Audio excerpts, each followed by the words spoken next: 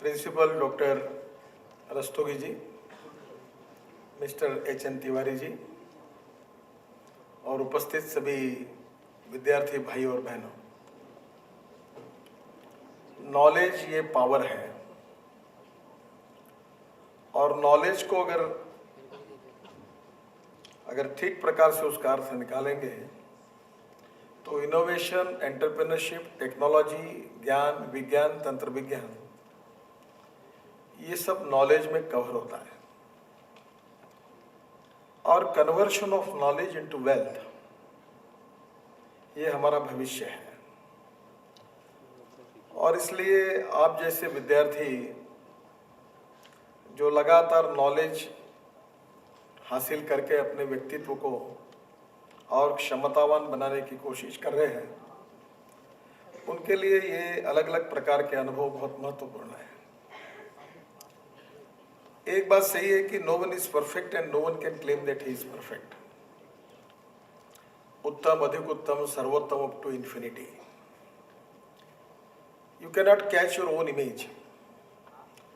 और इसलिए हमारे बीच में कोई पूर्णांक नहीं है, हम सब अपूर्णांक हैं। जिस व्यक्ति को ऐसा लगता है कि मैंने पूरा ज्ञान हासिल किया है, मुझे लगता है वो लगभग उसकी एंड है। और जो जीवन भर ये समझता है कि मैं विद्यार्थी हूँ, लगातार मैं समझने की कोशिश करूँगा, तो लगातार नए नए इनोवेशन, नए नए रिसर्च, और इससे वो अपने नॉलेज को और मजबूत करके उसमें लगातार एडिशन करते रहता है। और इसलिए अलग अलग व्यू पॉइंट्स को समझना और उसके साथ हमारे साथ हम विचार करके उसके ऊपर हम उसका उपयोग कैसा कर सकते हैं, इसके लिए सोचना ये बहुत महत्वपूर्ण है। और इसके लिए दूर का सोचना भी आवश्यक है। एक अच्छी कहावत है कि you can donate I but you can not donate vision. आप आंखें दान कर सकते हो पर दृष्टि दान नहीं कर सकते। और बहुत से लोगों के जीवन में यही महत्वपूर्ण चीज है कि उनकी एप्रोप्रिएट विजन, सही विजन फॉर लाइफ, ये अगर ठीक नहीं होती तो नॉलेज होने के बाद भी उनकी सक्सेस स्टोरी नहीं बनती। और इसलिए सक्सेस स्टोरी बनाने के लिए नॉलेज भी इसेंशियल है और सही विजन भी आवश्यक है।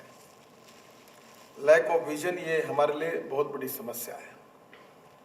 और इसलिए किसी भी फील्ड में अगर हमको सोचना होगा तो आने वाले कम से कम 25 साल के ऊपर इसका परिणाम क्या होगा, ये सोच कर ही हमको निर्णय करने होंगे। और इसलिए मैं जो आपको अपने जीवन के कुछ अनुभव के आधार पर कुछ बातें ऐसे बताने वाला हूँ, तो उसमें से अगर कुछ बातों का अगर उपयोग हो सकता है तो आप जरूर सोचिए। मैं पॉलिटिक्स में हूँ और मैं ये मानता हूँ कि politics is a instrument of socio economic reform. सामाजिक आर्थिक परिवर्तन ये पॉलिटिक्स का सही मकसद है। पर आज की स्थिति में जो पॉलिटिक्स है, जो आप देखते हैं, जिसकी चर्चा होती है, वो पावर पॉलिटिक्स है।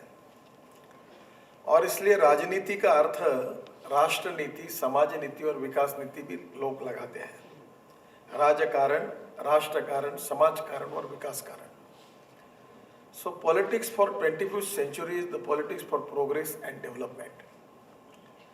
आप अगर दुनिया में जाओगे तो अमेरिका से लेकर इंग्लैंड तक अब सभी देशों में वहाँ की जो राजनीति है उसमें लोकतंत्र यशस्वी इसलिए हुआ है कि वहाँ के जो लोग हैं जो सोचकर कोई भी काम करते हैं।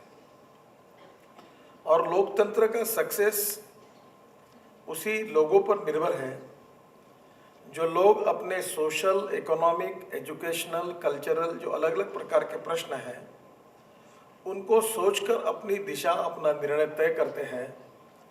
वो लोकतंत्र प्रगल्भ होता है, क्वालिटेटिव होता है। पर एकदम यह ऐसी चीज हासिल नहीं हो सकती। इट इज ए प्रोसेस और ये प्रोसेस लंबी चलती रहेगी और 5 साल के बाद इसमें गुणात्मक परिवर्तन होते जाएगा और होते होते एक दिन क्वालिटेटिव रिफॉर्म काफ़ी प्रमाण में होकर हमको अच्छे परिणाम मिलेंगे। इसके लिए शॉर्टकट नहीं है। एक फिलोसोफर ने कहा है कि शॉर्टकट कट यू शॉर्ट, और एक अच्छी बात कही है कि every politician thinks about is next election, और जो देश के लिए और समाज के लिए सोचते हैं they thinks from century to century. और इसलिए लोकतंत्र के माध्यम से राष्ट्र के पुनर्निर्माण का जो विषय है ये सेंचुरी टू सेंचुरी है। इसमें लॉन्ग टर्म सोचना होगा, और जो सोचते समय लोकतंत्र में जो कल्याणकारी राजा होता है, राज्य होता है, उसकी कमिटमेंट लोगों के साथ होती है, और लोगों के जीवन को सुसह्य बनाना ये लोकतंत्र में राजा का, सरकार का सबसे प्रथम कर्तव्य होता है। आज हमारा देश बहुत कठिनाई से गुजर रहा है। We are a rich nation with a poor population. जब देश धनवान है तो जनता गरीब क्यों है? The basic reason is wrong economic policies, bad and corrupt governance and visionless leadership. ये हमारी समस्या रही है। अगर इसमें हम सुधार करते हैं तो देश की गरीबी, भुखमरी और बेरोजगारी हम दूर कर सकते हैं। और इसलिए आप कॉमर्स और इकोनॉमिक्स के विद्यार्थी होने के नाते मुझे ज़्यादा खुशी हो रही है कि मैं जिस आर्थिक सोच का लगातार विचार करते रहता हूँ उसके बारे में आपसे शेयर करने में मुझे निश्चित रूप से खुशी होगी। आपको पता होगा कि हिंदुस्तान को जब स्वाधीनता मिली तब 47 में 3 विचारों की चर्चाएं थी। लोग उसको अपने कन्विक्शन के रूप में मानते थे। एक जो विचार था वो समाजवाद का था, एक साम्यवाद का था और एक पूंजीवाद का था। और तीनों विचारों के आधार पर पॉलिटिकल पार्टी अपना कार्य करती थी, नेता काम करते थे, जनता उसको वोट देती थी। पंडित जवाहरलाल नेहरू जब देश के प्रधानमंत्री बने तो उन्हें जो रशिया का सोशलिस्ट कम्युनिस्ट मॉडल था उसको स्वीकार किया। आज 47 के बाद आज तक अगर आप हिसाब लगाएंगे तो करीब 66-67 साल होने के बाद में हमारे देश में उन्हीं समस्याओं की चर्चा हो रही है कि गांव में पीने के लिए पानी नहीं है, गांव में जाने के लिए रोड नहीं है, गांव में बिजली नहीं है, किसानों के फसल के लिए सही दाम नहीं है और गांव के युवाओं के हाथों को काम नहीं है। प्रश्न यही खड़ा होता है कि फिर उसका जवाब क्या है? आप अगर दुनिया में जाओगे तो रशिया और चीन, जिन्होंने कम्युनिस्ट विचारधारा के आधार पर अर्थव्यवस्था को स्वीकार किया था, उन्होंने लगभग उसको बदल दिया है। अब चाइना में लिबरल इकोनॉमी की शुरुआत हुई है, और जो जैसे हमारे यहाँ एनआरआई है, नॉन रेसिडेंशियल इंडियंस, वैसे एनआरसी नॉन रेसिडेंशियल जो चाइनीज थे वो वर्ल्ड में अनेक देशों में काम कर रहे थे। लिबरल इकोनॉमी के बाद उन्होंने बड़े प्रमाण पर चाइना में इन्वेस्टमेंट लाई और चाइना की ग्रोथ शुरू हुई। अब चाइना में लाल झंडा को छोड़कर कोई कम्युनिस्ट बात दिखती नहीं। मैं करीब 5-6 बार चाइना में जाके आया हूँ। रशिया में वही हुआ, रशिया ने भी अपनी बातों को छोड़ दिया है। आपको कभी मौका मिलेगा तो यूरोप में एक हंगेरी करके देश है और उसमें एक बुडापेस्ट नाम का शहर है। उस शहर में एक गार्डन है और मुझे एक बार उस गार्डन को भी देखने का मौका मिला। तो उस गार्डन के एक कोने में कार्ल मार्क्स से लेकर लेनिन तक जितने जितने कम्युनिस्ट विचारधारा के प्रमुख थे, उनके गांव में जो प्रतिमाएं थी वो उखाड़ उखाड़ कर एक जगह कोने में डाल दी है। तो ये जब मैंने देखा तो मैंने वहाँ के एम्बेसडर को पूछा कि ऐसा क्यों किया है। तो उन्होंने कहा कि यहाँ कम्युनिस्ट राजवट थी और लोगों में इतना गुस्सा आया कि जो प्रतिमाएं थी वो भी उखाड़कर उन्होंने एक कोने में डाल दी है। जब कम्युनिस्ट विचारधारा में अगर हमारी समस्याओं का समाधान नहीं है तो फिर किस में है? जो सोशलिस्टिक पैटर्न के ऊपर जो चल रहे थे उन देशों में भी गरीबी, भूखमरी और बेरोजगारी का सामना कर रहे हैं। वहाँ भी कोई समाधान नहीं मिला हुआ है। और जो अमेरिका लिबरल इकोनॉमी की बात कर रही थी उनकी भी समस्या है, कोई ठीक प्रकार से सुलझाई नहीं गई है। जब तीनों इकोनॉमिक मॉडल अगर हमारे समस्याओं का जवाब नहीं दे सकते हैं तो आने वाले समय में हमारे देश में हम कुछ दिशा से ले जाना चाहते हैं, ये सबसे महत्वपूर्ण है। मैं ये मानता हूँ कि किताबों में लिखे हुए इकोनॉमी से अब देश बदल नहीं सकता। आप जो पढ़ रहे हैं, यहाँ कॉमर्स पढ़ते हुए अगर आपने मेरिट में भी पास हो गए, इसका मतलब आप बिजनेस भी मेरिट में कर पाओगे, ये संभावना नहीं है। इसका कारण नॉलेज हासिल करना और व्यावहारिक दृष्टया उससे सफल कराना ये बहुत कठिन होता है। सो knowledge degree is also important and practical experience is also important. और दोनों के समन्वय से जब आप कुछ करने की कोशिश करोगे तब सक्सेस स्टोरी बनेगी।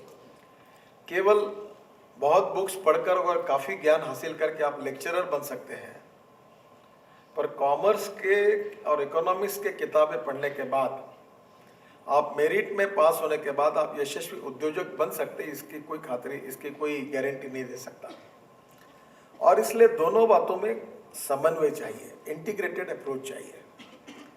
और इसलिए जो इकोनॉमी हम देश को स्वीकार करना चाहते हैं, जो जिस बात पर हम चल रहे हैं, वो इकोनॉमी ऐसी चाहिए जो गरीबी दूर करने वाली चाहिए। और गरीबी और धनवान लोगों के बीच की अगर रेशा कम करनी है, और तो गरीबों को धनवान बनाना पड़ेगा। और गरीबों का जीवन सुसह्य करना होगा तो हमको सबसे पहले उनको रोजगार की निर्मिति करनी होगी। गरीब का अर्थ यही है जो सोशली, इकोनॉमिकली, एजुकेशनली बैकवर्ड है और जो समाज के आखिरी पायदान पर खड़ा है, जिसके पास रहने के लिए मकान नहीं है, खाने के लिए रोटी नहीं है और जिसके शरीर पर कपड़े नहीं हैं, उसी को भगवान मानकर हम उसके लिए कार्य करने की कोशिश करें। ये महात्मा गांधी और दीनदयाल उपाध्याय ने अंत्योदय के विचार में कहा है। और इसलिए जो ऐसे दरिद्र नारायण हैं, जो सोशली, इकोनॉमिकली, एजुकेशनली सभी प्रकार से बहुत पिछड़े हुए हैं, उनके जीवन के अंधेरे को दूर करके जब कहीं न कहीं उनका जीवन सुसह्य बनेगा तो सही अर्थ में वो सही अच्छी शुरुआत होगी। और इसलिए हमें इकोनॉमी की सबसे पहली ज़रूरत यह है कि हम गरीबी दूर कैसे करें। और गरीबी दूर करनी होगी तो रोजगार की निर्मिति करनी होगी। रोजगार की निर्मिति कहाँ हो सकती है? हमारे 3 इम्पोर्टेंट सेक्टर्स हैं। एक है मैन्युफैक्चरिंग सेक्टर, जिसमें हमारा जीडीपी 22 से 24% है। तीसरा सेक्टर जो एग्रीकल्चर है, जहाँ 60-65% आबादी हमारी, पर हमारा वहाँ का जो ग्रोथ रेट है वो केवल 12 से 14% है, जो जीडीपी में कंट्रीब्यूट करता है। और जो सर्विस सेक्टर है वो 52 से 54% है। यानी हमारे देश में आज एग्रीकल्चर की हालत बहुत ख़राब है और इसलिए जो गरीबी है, भुखमरी है, बेरोजगारी है, वो गाँव में है। मैं प्रिंसिपल महोदय को पूछ रहा था कि श्री राम कॉलेज दिल्ली में क्यों है, नॉर्थ ईस्ट में क्यों नहीं खोलते हैं? तो उन्होंने कहा कि इसमें हम स्वायत्त है पर इसकी अनुमति नहीं है। मुझे ये लगता है कि जब तक अच्छे लड़कों में से मेरिट लाना अच्छी बात है, पर कारपोरेशन स्कूल से जब कोई मेरिट आता है तो that is a great achievement. तो आपका कॉलेज अच्छा ही है, मैं उसके लिए कॉम्प्लीमेंट देता हूँ, पर आपका काम थोड़ा आसान है क्योंकि आपके पास सभी मेरिट के लड़के आते हैं। मैं सोचता हूँ कि ऐसा कोई कॉलेज बने कि जिस कॉलेज की एडमिशन ही उल्टी हो जाए, जो सबसे लोएस्ट मार्क कमाएगा उसको पहला एडमिशन मिलेगा। और अच्छा कॉलेज एक मेरिट पर और एक इस मेरिट पर कॉलेज चला, उस कॉलेज से जब मेरिट आएंगे तो अच्छा है। देखो, अच्छे खेती में तो अच्छी फसल निकालना कठिन नहीं है, पर जो उपजाऊ जमीन नहीं है, जो वेस्टलैंड है, उसमें अच्छी फसल निकालना यही तो स्किल है। अच्छे इसमें एटमॉस्फेयर में तो सभी काम कर सकते हैं, पर कठिन स्थिति में काम करना बहुत बहुत कठिन है। और इसलिए मैं बहुत बार एक कहता हूं कि there are some people who convert problems into opportunities and there are some people who convert opportunities into the problems. तो प्रॉब्लम्स में समस्याओं का समाधान ये अपॉर्चुनिटीज में करना ये बहुत बड़ा चैलेंज है। पर आपका कॉलेज करा ये भी बड़ा काम है, कहीं मेरे कहने का गलत अर्थ मत लगाइए, ये भी बहुत अच्छा है, इसके लिए मैं आपको अप्रिशिएट करता हूँ। पर इसलिए हमारी जो इकोनॉमी होनी चाहिए, जो सबसे गरीब है, जो सबसे शोषित है, जो सबसे पीड़ित है, उसको हम रोटी कपड़ा और मकान कैसे दें। और इसके लिए दो इम्पोर्टेंट सेक्टर्स हैं। पहला है हमको कैपिटल इन्वेस्टमेंट ऐसे बैकवर्ड एरिया में लानी होगी। हमारे यहाँ जब कोई उद्योग शुरू करता है तो लोग उसके प्रति गुस्सा करते हैं, ये शोषण करने के लिए आया, ऐसा माइंड सेटअप हमारा बना है। मैं नागपुर से हूँ, हमारा एक बहुत बड़ा प्रोजेक्ट चल रहा है मिहान करके, और वहाँ इंटरनेशनल एयरपोर्ट भी बन रहा है। तो मैंने एक भाषण में कहा था कि कोई 500 करोड़ की इन्वेस्टमेंट अगर मेरे कॉन्स्टिट्यूंसी में करता है तो मैं उसके पैर छूने के लिए तैयार हूँ। तो उन्होंने मुझे पूछा कि आपने ऐसा क्यों कहा। तब मैंने उनको कहा कि ये 500 करोड़ लगाकर कितना कमाता है ये मेरा विषय नहीं है, पर ये 500 करोड़ की इन्वेस्टमेंट करके मेरे क्षेत्र के 5000 बेरोजगार युवाओं के हाथों को काम देगा, रोजगार देगा, ये मेरा इंटरेस्ट है। और इसलिए मैं आप लोगों को पहले रिक्वेस्ट करूंगा कि नौकरी मांगने वाले मत बनो, नौकरी देने वाले बनो। और इसलिए कैपिटल इन्वेस्टमेंट इंडस्ट्री में होती है, इंफ्रास्ट्रक्चर में होती है। ये मुझे बताने की जरूरत नहीं आपको कि किस किस क्षेत्र में कैपिटल इन्वेस्टमेंट होती है, पर सभी इन्वेस्टमेंट मुंबई में होंगी, बेंगलोर में होंगी, दिल्ली में होंगी, तो बैकवर्ड एरिया का क्या होगा। कल मैं बेंगलोर में था, इन्वेस्ट कर्नाटका करके बहुत बड़ा कार्यक्रम हुआ, तो मुझे अजीज प्रेम जी मेरे बाजू में बैठे थे। वो मुझे कह रहे थे कि नितिन जी कुछ भी करो, बेंगलोर को मुक्ति बनाओ। वो और किरण मुजुमदार मुझे मिलने के लिए आए थे। तो उनका प्रॉब्लम क्या था, वो कह रहे थे कि मेरे घर से रोज मुझे मेरे आईटी ऑफिस में जाने के लिए 2.5 घंटा लगता है, ट्रैफिक जाम, मेरे जीवन के रोज 4 से 5 घंटे इसी में जाते हैं, हमें बचाओ। इसका कारण कुछ जगह पर इतनी डेवलपमेंट हुई है कि वहाँ के इंफ्रास्ट्रक्चर की कमी है, कुछ जगह पर रोजगार नहीं है, जगह अवेलेबल है तो वहाँ इन्वेस्टमेंट नहीं है, और जहाँ एक्सेस इन्वेस्टमेंट हुई वहाँ चलने के रोड नहीं है। हमारे देश में यही विरोधाभास है, कहीं स्कूल की बिल्डिंग है तो टीचर नहीं है, टीचर है तो बिल्डिंग नहीं है, दोनों है तो विद्यार्थी नहीं है, तीनों है तो पढ़ाई नहीं है।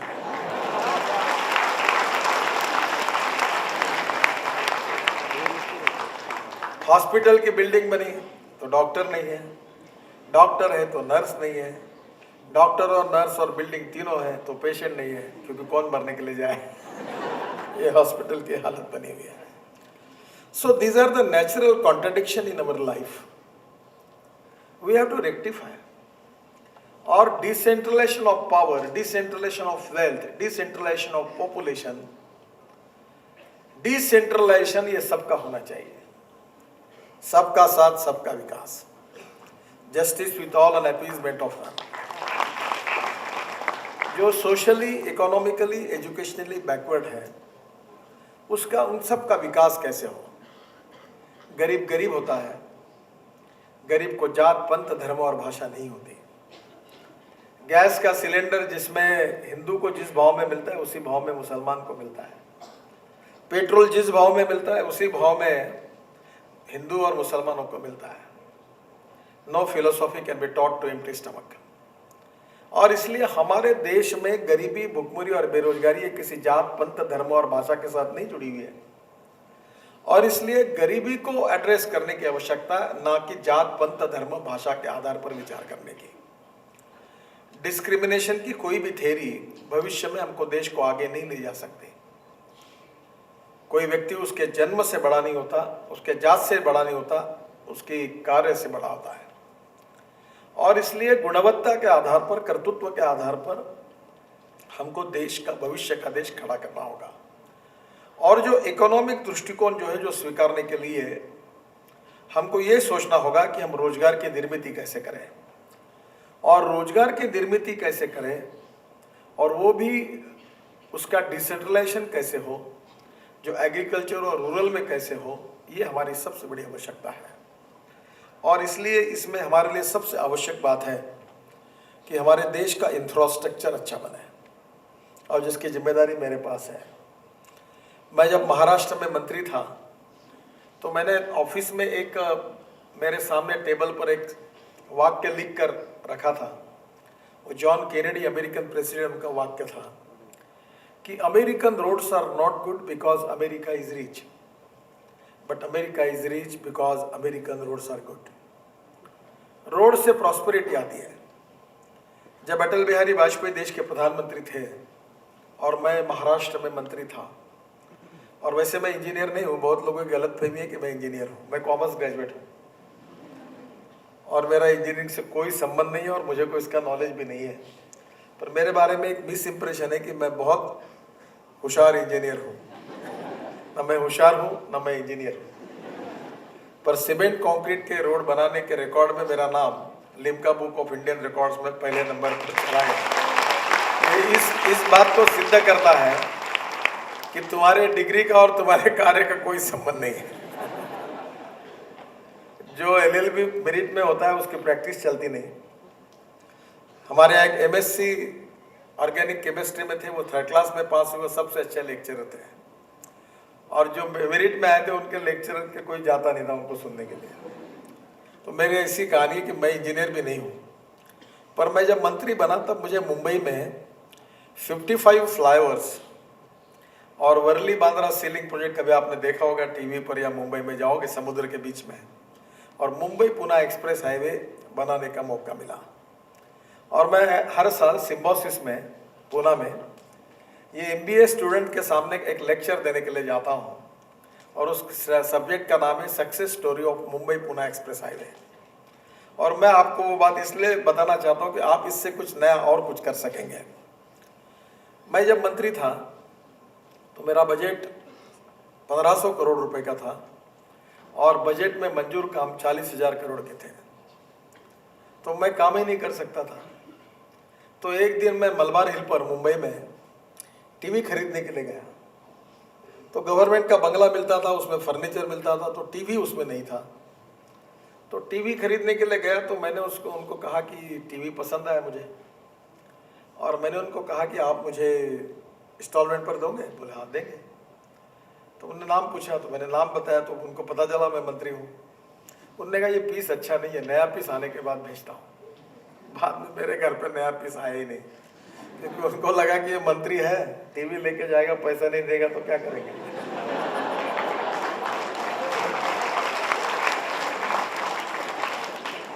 पर उस टीवी वालों ने मुझे एक नई फिलॉसफी बताई। वो फिलॉसफी ये थी कि अगर टीवी इंस्टॉलमेंट पर मिल सकता है तो मैं सोचते हुए आया कि टनल, रोड, ब्रिजेस भी इंस्टॉलमेंट पर क्यों नहीं हो सकते। और उसी से कल्पना से मैंने देश का पहला पीपीपी प्रोजेक्ट, ये मुंबई से नासिक रोड जो होता है, ठाणे से जाता है, ठाणे भिवंडी बाईपास, वो पहला रोड पीपीपी मोड में तैयार किया। और उसके बाद में जो 10 करोड़ रुपए मैंने सरकार से लिए, 4000 करोड़ मैंने पब्लिक से खड़े किए, और 2.5 साल में 8000 करोड़ रुपए के काम पूरे किए और पैसे वापस किए। तो मैंने सरकार से पैसे ही नहीं मांगे। तो बहुत लोगों ने मुझे कहा कि मुंबई में जब फ्लाईओवर बने, बड़े बड़े रोड बने, तो बोले आप धनवानों के लिए काम कर रहे हैं, और ये सोच बदलने की आवश्यकता है। The inspiration behind private public investment, ये जो कारण था, ये कारण था I want to give priority to more for rural and agriculture sector, जहाँ इकोनॉमिक वायबिलिटी नहीं थी। और इसलिए मैंने 16,000 करोड़ रुपए 16,000 गाँव को महाराष्ट्र के पजबूत गांव से जोड़ दिया, और पूरा बजट वहाँ डाइवर्ट किया। और जो Mumbai Pune express highway, flyovers, Worli Bandra जैसे बड़े प्रोजेक्ट थे, वो मैंने पब्लिक प्राइवेट इन्वेस्टमेंट से किए। अगर ये प्रोजेक्ट मैं बजट से करता तो मैं 16,000 गाँव को रोड से जोड़ नहीं सकता था। So inspiration behind private public investment was giving more priority to the poor, rural, agriculture sector. और इसलिए ये जब कोई भी काम पीपीपी मॉडल में होता है, उतना बजट बचता है, उतना वो non economically non viable project के लिए हम खर्चा कर सकते हैं। ये जो माइंड सेटअप है, जो परसेप्शन है कि रोड धनवानों के लिए बन रहे हैं, और इसलिए मुझे ऐसा लगता है कि इसमें इंस्पायरेशन जो है वो गरीब के कल्याण का है। और ये काम शुरू हो गया, और आपको ताज्जुब होगा कि जब मुंबई पुणे एक्सप्रेस हाईवे का कार्य हमने शुरू किया और जब टेंडर निकला, तो रिलायंस कंपनी ने उस समय, मैं 96-97 की बात कर रहा हूँ, उसकी कॉस्ट 3600 करोड़ आई, जो आज के हिसाब से 40-45 हज़ार करोड़ होगी। अब ये कॉस्ट आने के बाद 3 टेंडर थे, मैं नियम से उनको दे सकता था, पर मैंने वो रिजेक्ट किया। बहुत कंट्रोवर्सी हुई। उस समय मेरी उम्र 32-33 साल की होगी। काफ़ी लोग मुझे बोलते थे, तुमको समझता नहीं, नए नए आए हो, क्या कर रहे हो, जो लोएस्ट है उसको दे दो, पर मैंने रिजेक्ट किया। और उसी समय में पूना में एक मीट द प्रेस प्रोग्राम में गया था, तो वहाँ एक अंग्रेजी पत्रकार थे, इंडियन एक्सप्रेस के करदड़े करके, बड़े रिनाउंस थे, अभी उनका देहांत हो गया। वो दिन मुझे याद है, उन्होंने मुझे पूछा कि ये एक्सप्रेस हाईवे का निर्माण करने के लिए कितना समय लगेगा।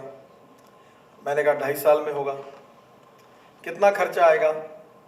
मैंने कहा 2000 करोड़ रुपए लगेंगे। बोले 3600 करोड़ अभी आया था टेंडर, आपने रिजेक्ट किया, क्या 2000 करोड़ में होगा? मतलब होगा। बोले आपके पास कितने पैसे हैं?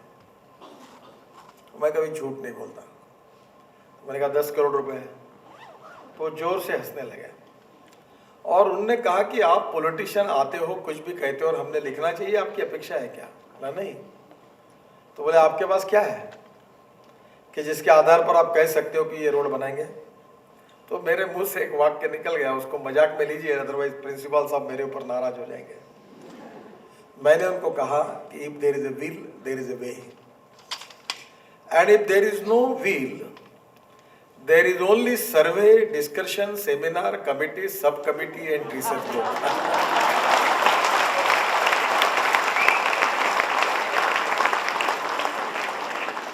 My strong political will is the only strength for me. On that basis, I can give the assurance that I can make this road. और आपको ताज्जुब होगा कि 3600 करोड़ का रोड, जो करोड़ रुपए का जो रोड था, वो 2 साल के अंदर केवल 1600 करोड़ रुपए में करके हमने पूरा किया। That is the first express highway of India, that Bombay to Pune. You can drive by 150 km/h. आप जा सकते हैं, और वो 2 साल में पूरा हुआ।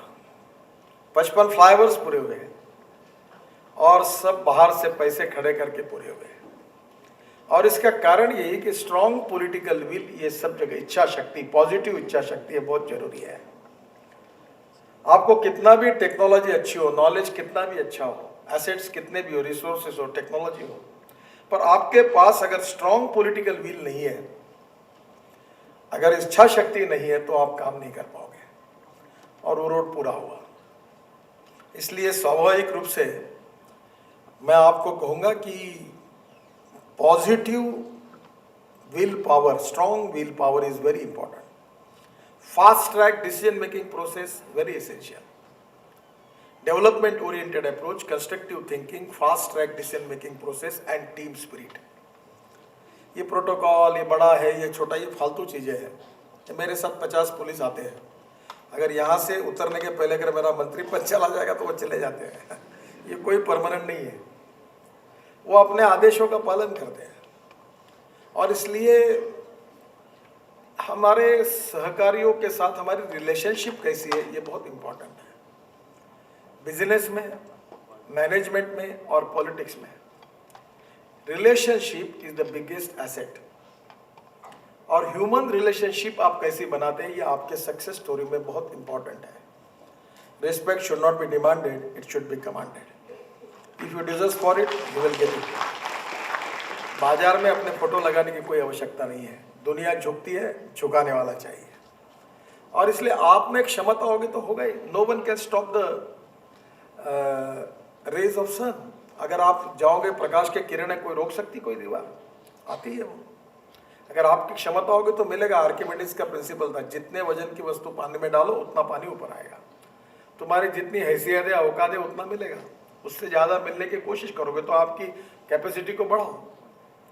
और इसलिए मेरा विश्वास है कि ये जो फास्ट मैनेजमेंट का जो प्रिंसिपल है, ट्रांसपेरेंसी भी चाहिए, अब इनोवेशन, एंटरप्रेन्योरशिप, टेक्नोलॉजी भी जुड़ी हुई है, और इनके साथ साथ ये सब बातें तो आपको ये पढ़ाते ही है, पर टीम स्पिरिट बहुत इंपॉर्टेंट है। आप में से कुछ लड़के शायद 10वीं तक और 12वीं तक मैथमेटिक्स को पढ़े होंगे। उसमें एक सिद्धांत है कि ए नाम के व्यक्ति ने ए स्क्वायर काम किया और बी नाम के व्यक्ति ने बी स्क्वायर काम किया, तो total work is A square plus B square. A square काम किया ए ने और बी ने B square, total A square plus B square. But when A and B comes together, thinks together and works together, A plus B bracket में square, इसका जवाब आता है A square plus B square plus twice AB। And this managerial skill is very important. आपने तो वही है, Hindi cinema में साला मैं तो साहब बन गया, तो वो केवल आप साहब बनकर कितना भी कोट पहनकर टाई हिलाकर चलो, पर आपके लोगों के साथ आपकी रिलेशनशिप नहीं होगी तो आपको रिजल्ट्स नहीं मिलेंगे। रतन टाटा मेरे अच्छे मित्र हैं।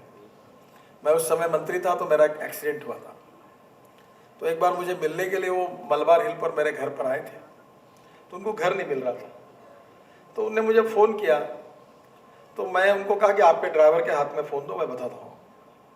तो कहा मैं खुद ड्राइविंग कर रहा हूँ। बोला आप ड्राइविंग कर रहे हो? बोले हाँ। यानी टाटा इस देश के बड़े उद्योगपति, पर उनके पास ड्राइवर नहीं था। उनका व्यवहार इतना नम्रतापूर्ण था, उनकी रिलेशनशिप अपने सहयोगी से इतनी सहज थी कि कभी लगता ही नहीं था कि ये कोई बहुत बड़ा मालिक है। तो मुझे ये लगता है कि आपके मैनेजरियल स्किल में नम्रता, शालीनता, सहजता, सहृदयता, social sensitiveness, social consciousness, human relationship, इसको जोड़ दीजिए। Technology, knowledge, innovation, entrepreneurship, skilled, ये सब इम्पॉर्टेंट है, पर ह्यूमन रिलेशनशिप के सिवा इसमें कोई उपयोग नहीं है। आज भी मैं मेरे अधिकारियों के साथ बात करता हूँ। एक बार मैं मंत्री होने के बाद एक जॉइंट सेक्रेटरी के ऑफिस में गया, तो मेरे प्राइवेट सेक्रेटरी ने कहा कि सर ये ठीक नहीं है। बोला क्या हुआ? बोले प्रोटोकॉल के हिसाब से वो आपके पास आएंगे, आप उनके पास नहीं जाते। प्रोटोकॉल मुझे नहीं मालूम, मैं तो कोई उसका पालन नहीं करता। सहजता, सहृदयता, नम्रता, ये बहुत आवश्यक है। और जितने आप ज्ञानी होंगे, जितने धनवान होंगे, उतने नम्र बनिए। और नम्रता, शालीनता, सहजता, सहृदयता, इसमें आपके व्यक्तित्व को और निखार देगी। So these are the important चीज़ें ऐसी है जो अच्छे मैनेजर्स, जो लोग आगे बड़े बनेंगे, उनके लिए बहुत आवश्यक है। मैं जो इकोनॉमी की बात आपको कर रहा था, आज के इसमें इंफ्रास्ट्रक्चर डेवलप करने के लिए हम लोग, मैं कोशिश कर रहा हूँ, और अभी आपको जो मेरा फाइनेंशियल मॉडल में समझाना चाहता हूँ। मेरे पास पैसे की कमी नहीं है। मैं कोई फाइनेंस मिनिस्टर कितना बजट देगा ये ठीक है, इम्पोर्टेंट है, मुझे चाहिए, पर उसके भरोसे नहीं हूँ।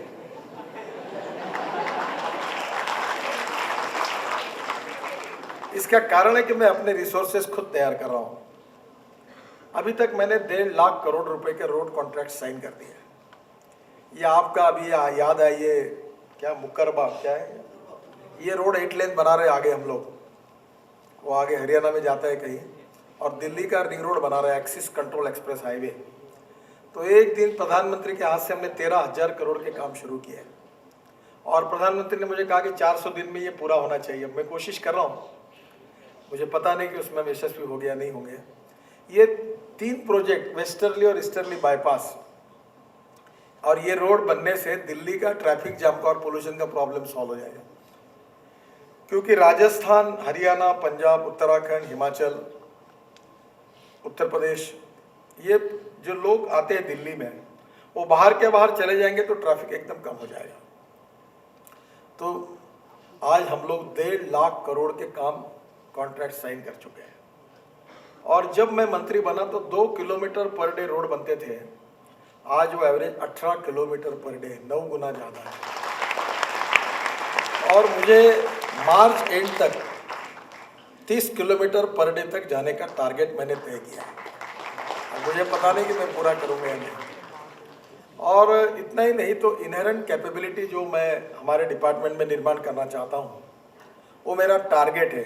Don't take it as my declaration कि 100 किलोमीटर पर डे। और जो बात मैंने तय की है कि इस देश में मैं 2% GDP बढ़ाऊंगा और 50 लाख युवाओं को रोजगार दूंगा।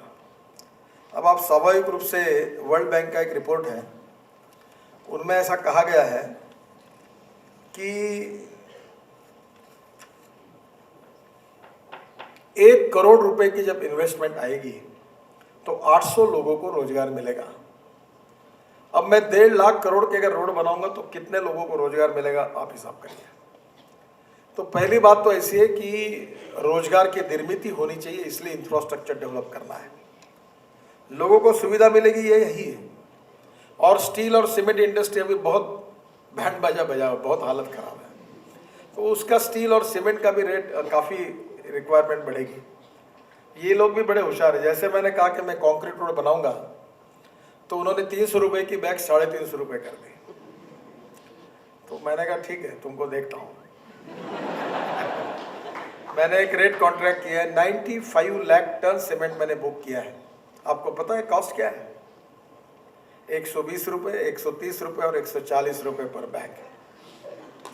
Payment against delivery, cash and carry, और taxes extra and transport extra. और वो भारत सरकार के 10 सीमेंट कंपनियां बंद पड़ी हैं। और परसों मैंने मीटिंग में सबको कहा, तुम थोड़ा भी हिलोगे और ब्लैक मार्केट करोगे तो ये 10 सीमेंट फैक्ट्री मैंने ऑलरेडी प्रपोजल दिया, मैं चलाने के लिए लूँगा और पूरा 100% कैपेसिटी यूटिलाइज करके 100 रुपये का बैग सीमेंट बेच के तुम्हारा बैंड बाजा बजाऊंगा। याद रखना, रेट बढ़ा के 10 सीमेंट फैक्ट्री का भी मेरा एग्रीमेंट चल रहा है, वो भी मैं हाथ में रखने वाला हूँ। अगर ये ठीक नहीं चले तो बिल्कुल 100 रुपये बैग बेच के खराब कर दूंगा मार्केट। और दूसरा हमने ये किया है कि we are using waste material. ये कौन सा दिल्ली में जो कचरे की टेकड़ी दिखती है, एरिया का नाम गाजीपुर, क्या नाम है उसका? एक कचरे की दिल्ली का कचरा है, वो उधर नोएडा की तरफ स्वामीनारायण मंदिर जाके दिखता है ना खड़ा, उसमें इधर आगे भी है एक। हाँ, तो मैंने भी ये दिल्ली मेरठ एक्सप्रेस हाईवे बना रहे हैं। और ये जो स्वामीनारायण मंदिर से 14 लेन का रोड है और दिल्ली से मेरठ 3 घंटा लगता है, मैं आपको 1.5 साल के अंदर 40 मिनट में पहुंचाने का काम करूंगा। तो मैंने कहा कि ये रोड में जो कचरा है उसको हमने टेस्टिंग के लिए भेजा है। देखिए, ethics, economy, ecology and environment, तो ये कचरा उसके रोड के अंदर दबा सकते कि हम कोशिश कर रहे हैं। अगर ये दब जाएगा तो दिल्ली का एनवायरनमेंट का प्रॉब्लम सॉल्व होगा। अभी कुछ रिपोर्ट आए, कुछ आने के बाकी है। और जो वेस्ट मटेरियल है वो यूज हो सकता है। अभी प्लास्टिक में 8% प्लास्टिक डांबर में डाल सकते हैं। और उसी प्रकार से ऑयल स्लैग है, ऑयल और जहाँ निकलता है वो बहुत उसके पहाड़ हैं, that can be use as a material, raw material. ये स्टोन के बजाय वो यूज कर सकते हैं। तो जो बातें हमने तय की है कि environment point of view waste material को यूज करो, मोटे तौर पर कॉस्ट ऑफ कंस्ट्रक्शन को कम करो और क्वालिटी ऑफ कंस्ट्रक्शन को सुधारो। अब देश में मेरा टारगेट है कि मैं आने वाले 3 साल में 5 लाख करोड़ के काम पूरे करूंगा। मैं आपको एक बात बता देता हूँ, मैं उन राजनीतिक नेताओं में से नहीं हूँ। मेरे कोई पॉलिटिकल डिक्लेरेशन के बाद कोई पत्रकार मुझे उल्टा सवाल नहीं पूछ सकता। अगर होता है तो मैं हाँ कहता हूँ, नहीं होता है तो नहीं कहता हूँ। और जितनी बातें मैंने कही है वो मेरा ट्रैक रिकॉर्ड ऐसा है कि मैंने लगभग पूरी की है। तो मैं जब बड़े बड़े आंकड़े बता रहा हूँ तो आपको लगेगा कि ये कहाँ से करेंगे। तो मैं आपको बता रहा हूँ कि मेरा फाइनेंशियल मॉडल क्या है, जो आप स्टडी करके आप बता सकते हैं। मेरा बजट है 45,000 करोड़ का। तो 45,000 करोड़ मेरे बजट में, जो इस साल 15 से 20,000 करोड़ बढ़ सकता है। बाद में मेरा जो टोल कलेक्शन है वो 10,000 करोड़ का है। तो 15 साल के लिए अगर मेरा टोल मैं सिक्योरिटाइज कर दूं तो मुझे 1,60,000, 1,70,000 कोई भी बैंक दे सकती है। तीसरा, मेरे पास 101 प्रोजेक्ट सरकारी पैसे से पूरे हुए हैं, उसको मैं सिक्योरिटाइज करूं तो मुझे 1.25 लाख करोड़ मिल सकते हैं। 70,000 करोड़ रुपए सरकार ने मुझे टैक्स एग्जेम्प्टेड बॉन्ड रेज करने की अनुमति दी, अभी तक मुझे जरूरत ही नहीं पड़ी है। और विदेशों में कुछ देश ऐसे हैं कि जो मुझे 0.5% इंटरेस्ट से 2 लाख करोड़ तक देने के लिए तैयार है। केवल डॉलर और येन में हेजिंग कैसे करना, इसमें मैं फंसा हूं। तो फॉरेन इन्वेस्टमेंट की भी कोई कमी नहीं है। तो मैं आपको यही बताता हूं कि मैं इसको इन्वेस्ट करते जाऊंगा, फिर टोल मिलेगा, फिर तो इससे पैसे की कमी नहीं है। और इसलिए देश के विकास के लिए टेक्नोलॉजी और रिसोर्सेज से ज़्यादा इच्छा शक्ति और विजन की आवश्यकता है। हम लोग जम्मू कश्मीर में 40,000 करोड़ के रोड्स बना रहे हैं। पंजाब को मैंने 60,000 करोड़ रुपए दिए हैं। उत्तर प्रदेश को 65,000 करोड़ रुपए दिए हैं। बिहार को 65,000 करोड़ रुपए दिए हैं। कल मैंने कर्नाटक को 1 लाख करोड़ रुपए दिए हैं। महाराष्ट्र को 1.5 लाख करोड़ दिए हैं। दिल्ली के अभी काम आजू बाजू में 25 से 30,000 करोड़ के शुरू है। तो ये पैसा जो है वो उसी प्रकार से इन्वेस्ट करके हो सकता है।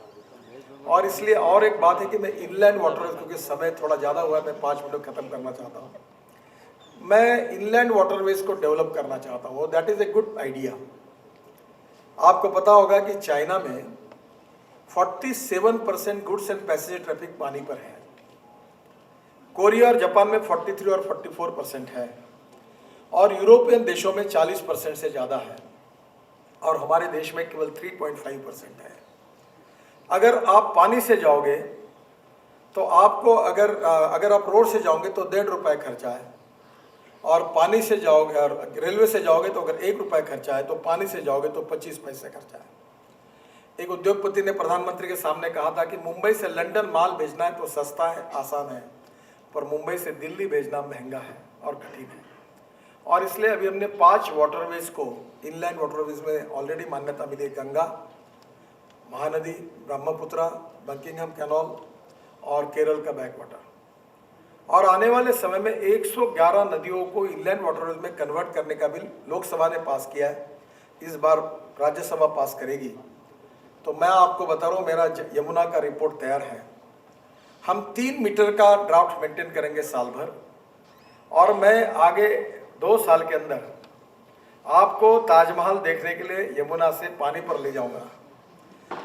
पानी पे उतरने वाले सी प्लेन, कैटरमैरन, हावरक्राफ्ट ये आएंगे।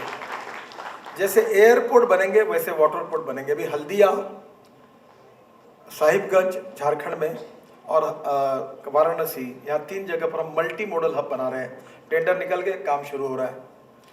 आपको आज ताज्जुब होगा, जैसे एयर ट्रैफिक कंट्रोल है वैसे हमने रिवर ट्रैफिक कंट्रोल की शुरुआत की है। फराक्का से हल्दिया तक रिवर ट्रैफिक कंट्रोल में आप आपके टीवी स्क्रीन पर क्या चल रहा है पूरा देख सकते, कंट्रोल कर सकते हैं। टेक्नोलॉजी बदली है और इसलिए इनलैंड वाटरवेज को हम लोग डेवलप कर रहे हैं। और सागरमाला के द्वारा हम लोग, हमारे 12 मेजर पोर्ट हैं और 3 फ्लैगशिप ऑर्गेनाइजेशन है, Cochin shipyard, shipping corporation of India और ड्रेजिंग कॉर्पोरेशन ऑफ इंडिया। और this is the first year in the history of country कि हमारा प्रॉफिट ये 15 ऑर्गेनाइजेशन का 6,000 करोड़ रुपए से ज़्यादा है। तो आज ये प्रॉफिट हम इनलैंड वाटरवेज में डालेंगे। और दूसरा और एक फाइनेंशियल मॉडल आपको बनाऊंगा, क्योंकि आप इकोनॉमिक्स के स्टूडेंट्स हैं। हमारा टर्नओवर 4,000 करोड़ डॉलर में है। तो हम लोग मुंबई में JNPT, Jawaharlal Nehru port trust है, वहाँ एक 8 लेन का रोड 4,000 करोड़ का बना रहे थे।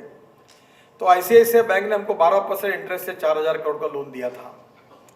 हमारे जो चेयरमैन थे वो इनकम टैक्स कमिश्नर थे। मैंने उनको कहा आपने रुपीज़ में लोन क्यों लिया, आप डॉलर में क्यों नहीं लेते? तो बोले मिल सकता है, मिल सकता है। मैंने उठाकर ICICI बैंक के चेयरमैन चंदा कोचर को फ़ोन किया। मैंने कहा ये रुपीज़ का लोन डॉलर में क्यों नहीं देते हो? बोले हम तैयार हैं। बोले इंटरेस्ट क्या लोगे? बोले LIBOR + 2%। अब आपको ताज्जुब होगा, अभी हमको जो लेटेस्ट इंटरेस्ट मिला वो 2% मिला है डॉलर में। मैंने कहा और टेंडर निकालो, 1.25 पे और 1.5 पे कोई मिलता है क्या? तो 10% इंटरेस्ट कॉस्ट एकदम बच गई। तो 4,000 करोड़ के टर्नओवर को मैं 50,000 करोड़ डॉलर में लोन लूंगा और वो मैं इनलैंड वाटरवेज में और पोर्ट में डेवलप कर सकता हूँ। हम लोग 80,000 करोड़ रुपए पोर्ट के लिए डेवलपमेंट के लिए खर्चा कर रहे हैं। बहुत उसकी भी स्कीम है। और तीसरा आखिरी का विषय कह के मैं अपनी बात खत्म करूंगा कि दिल्ली में इन्वायरमेंट का प्रॉब्लम है, आप सब देख रहे हैं। तो दिल्ली में अब देश की ज़रूरत यह है कि हमने यूरो 6 के जो इमिशन नॉर्म्स हैं वो 1 अप्रैल 2020 को मैंडेटरी करने का निर्णय किया है। आज मैं ऑटो का बहुत बड़ा एग्जीबिशन है, कन्वेंशन है, वहाँ जाने वाला हूँ उसके इनॉग्रेशन के लिए, और हमने कहा कि 1 अप्रैल 2020 के पहले आपको यूरो 6 नॉर्म्स पे जाना होगा और उससे पोल्यूशन कम होगा। पर इसके अलावा एक चीज़ अच्छी है, diversification of agriculture towards energy, power and plastic, और मैं इस पर काम करता हूँ। हमारे यहाँ जो इथेनॉल है, जो एब्सोल्यूट अल्कोहल है, जो उत्तर प्रदेश और बिहार में होता है, तो हमने हमारे नागपुर में अभी एक बस तो इथेनॉल पर चलाई, अब 50 बसेस चला रहे हैं 100% इथेनॉल पर। 90 to 95% emission of carbon dioxide, carbon monoxide. फिर बायोडीजल है, रतन, जोत, मोह, साल, करज, एडिबल ऑयल और नॉन एडिबल ऑयल से आप डीजल बना सकते हैं। तो डीजल से भी पोल्यूशन 95% कम होता है बायोडीजल से। तीसरा है बायो सीएनजी।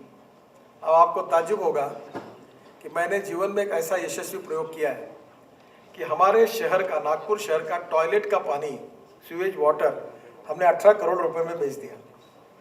आप बिलीव कर सकते हैं कि टॉयलेट का पानी को बेच सकते हैं? उसको रिसाइकलिंग करके महाराष्ट्र गवर्नमेंट को बेच दिया, 18 करोड़ रुपए साल की रॉयल्टी मिल रही है। अब उसी पानी से हमने एग्रीमेंट किया है, उससे मीथेन निकालेंगे, मीथेन से CO2 अलग करके बायो सीएनजी निकालकर 50 बसेस उस पर चलाएंगे। ये दिल्ली में इतना गंदा पानी यमुना में जा रहा है, इससे दिल्ली की 500 बसेस चल सकती है जो पोल्यूशन फ्री है। Innovation, entrepreneurship and technology is very important. और आखिरी में हमारे देश में कितनी क्षमता, आप लोगों में इसका एक उदाहरण बताता हूँ। मैं लंदन में गया था, वहाँ इलेक्ट्रिक बस में बैठा, बस में पूरा लंदन घुमा, और बाद में मैंने पूछा, हिंदुजा जी की बस थी, तो कहा इसकी कॉस्ट कितनी है? बोले 2.5 करोड़। बोला बस तो 25 लाख में आनी चाहिए, 2.5 करोड़ क्यों है? तो उन्होंने कहा इसमें लिथियम आयन बैटरी है जिसकी कीमत 55 लाख रुपए है। मैं बाहर हिंदुस्तान, लंदन से वापस आया, मैं लगातार सोच रहा था कि लिथियम आयन बैटरी क्या देश में नहीं बन सकती? अचानक मैंने एक जगह पढ़ा, तो इसरो के हमारे जो साइंटिस्ट हैं, उन्होंने सैटेलाइट और रॉकेट साइंस के लिए लिथियम आयन बैटरी बनाई, ऐसा मैंने सुना। मैंने अन्ना दुराई करके इसरो के डायरेक्टर, ARI के हमारे सभी इंजीनियर्स इंचार्ज और CRT के एक जगह मीटिंग बुलाई, और मैंने उनको पूछा कि आप लिथियम आयन बैटरी नहीं बना सकते?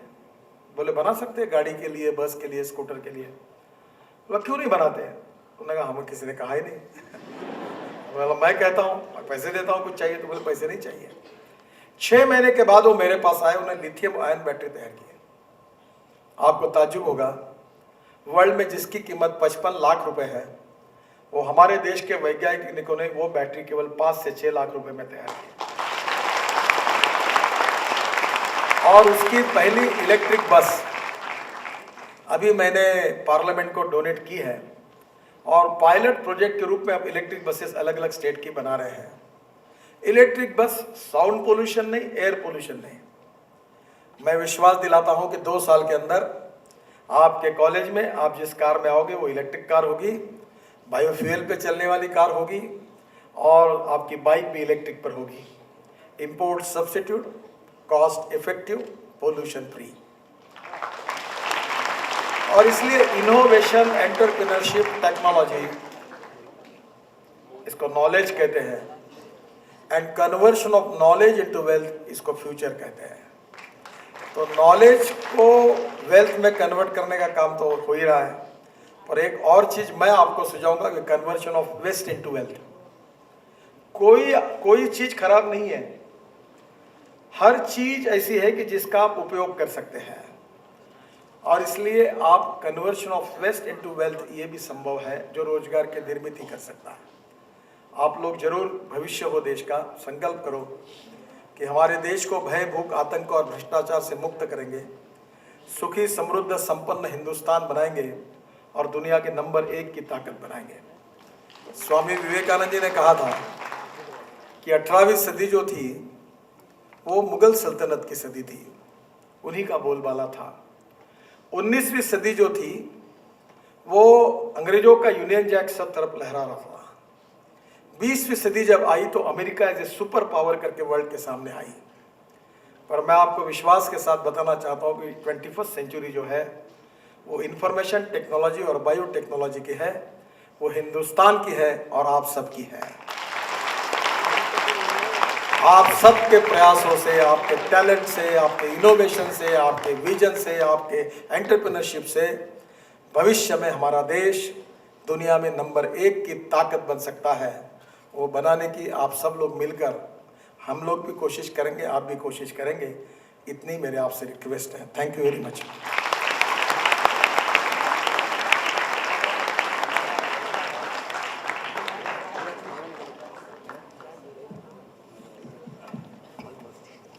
Thank you so much, sir. Yeah. Since we are pretty short on time, we'll restrict the number of questions to just 3. Your request. Sir, as we all know, you joined politics in your college days. Did that inspire you to join politics, or was it your first step towards politics? First of all, I am not a professional politician. I never think about what the people feel about me. I know that what is possible for me to do it for the country and the society. First of all, my request to all of you that no philosophy can be taught to empty stomach. मेरे पास बहुत लोग आते हैं, मैं बोलते हैं हम देश के लिए जीवन देना चाहते हैं। बोला घर कैसे चल रहा है? नहीं, बोले दुकान बैठ गया, लॉस आ गया। मैंने पहले अपना घर अच्छा चलाइए, फिर देश का सोचें। जो अपना घर अच्छा चला नहीं सकता वो अपना देश चला नहीं सकता। तो पहले ईमानदारी से अगर काम करना है तो अपने जीवन में पहले से डिग्री हासिल करिए, आपका रोजगार ढूंढिए, अच्छा काम करिए और फिर उसके बाद पॉलिटिक्स में जाइए। और पॉलिटिक्स में भी एक बात है, मैं मजाक में एक बात बताता हूँ। जो मेरिट में पास हुआ वो IAS ऑफिसर हुआ, जो फर्स्ट क्लास में पास हुआ वो चीफ इंजीनियर हुआ, और जो 3 बार फेल हुआ वो मिनिस्टर हुआ। और ये बाद में IAS ऑफिसर उसको सर सर सर कहते हैं। So in political party we need capable and good leadership who have capability to run the government. और ये भी मैनेजमेंट का विषय है, इकोनॉमी का विषय है, एडमिनिस्ट्रेशन का विषय है, विजन का विषय है। We need outstanding genius leadership जिनकी कैपेबिलिटी देश को चलाने की है। तो आप जैसे अच्छे कॉलेज के होशियार विद्यार्थी, you join in any political party as far as your choice. I will request you, give priority to BJP. But you go anywhere. Addition of good people in the politics, the result is qualitative change. सब पार्टियों में अच्छे नेता आएंगे तो politics सुधर जाएगा, और पॉलिटिक्स सुधर जाएगा तो देश आगे जाएगा। तो आप जरूर इसमें सोच सकते हैं, तो जरूर करिए। In the month of January, we had the odd even rule implemented in Delhi. So,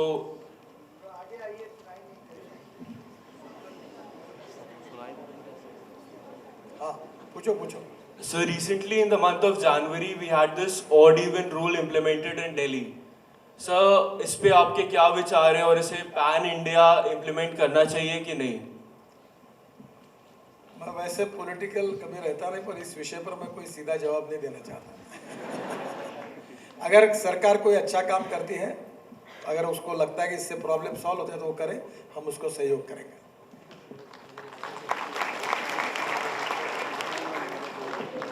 The final question for the day, please. Fine, sir. My question for you is, just from a small city like Nagpur to a big city like Delhi, what has been your biggest obstacle and how did you overcome it?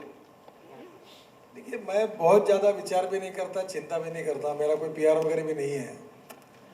मैंने अपने जीवन में अपना biodata किसी को दिया नहीं और कुछ मांगने के लिए कभी किसी के पास गया नहीं। मुझे जो चीज़ है वो कम उम्र में वैसी ही मिलती गई।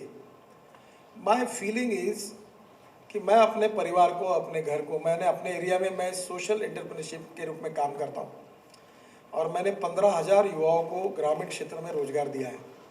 मैं biofuel, organic farming, bio energy, handloom, handicrafts, ऐसे अलग अलग चीज़ों पर काम करता हूँ और मैं भी रिसर्च करता हूँ। और मैं आपको एक अच्छा उदाहरण बताता हूँ। आप सब बाल काटते हैं, तो महात्मा गांधी विज्ञान इंस्टीट्यूट में ये काटे हुए बालों से एमिनो एसिड बना था। Amino acid is a very important agriculture chemical. तो उसकी कीमत 900 रुपये पर बॉटल की कीमत थी। तो मैंने हमारे शहर के 25-30 लड़कों को इकट्ठा किया और हेयर कटिंग सैलून और ब्यूटी पार्लर से हमने केस इकट्ठा करना शुरू किया उन्होंने, और हमने एमिनो एसिड बनाया।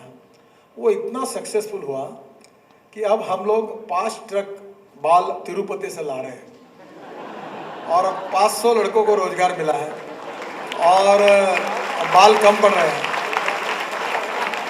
तो मुझे उसने कहा कि हम लोग 900 रुपये की चीज़ 200 रुपये में किसानों को बेच रहे, तो भी प्रॉफिट हुआ 2 करोड़ रुपए और अगले साल 10 करोड़ होगा।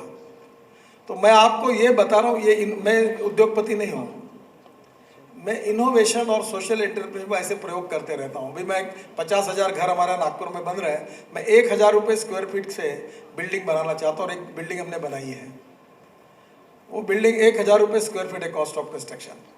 तो मैं ऐसे प्रयोग करते रहता हूँ, इनोवेशन करते रहता हूँ। और मैं ये कहता हूँ कि मैंने एक बात याद रखी है, मनसा सततम स्मरणीयम वचसा सततम वदनीयम लोकहितम मम करणीयम। मैं जो कुछ गरीब के लिए कर सकता हूँ मेरे जीवन में, तो मैं करने की कोशिश करता हूँ। That is the only thing जिसका मैं विचार करता हूँ। बाकी बातों का ना मैंने कभी सोचा है ना कभी सोचूंगा। जो है चलते रहना चाहिए, आगे काम अच्छा करोगे फल अच्छा ही मिलता है।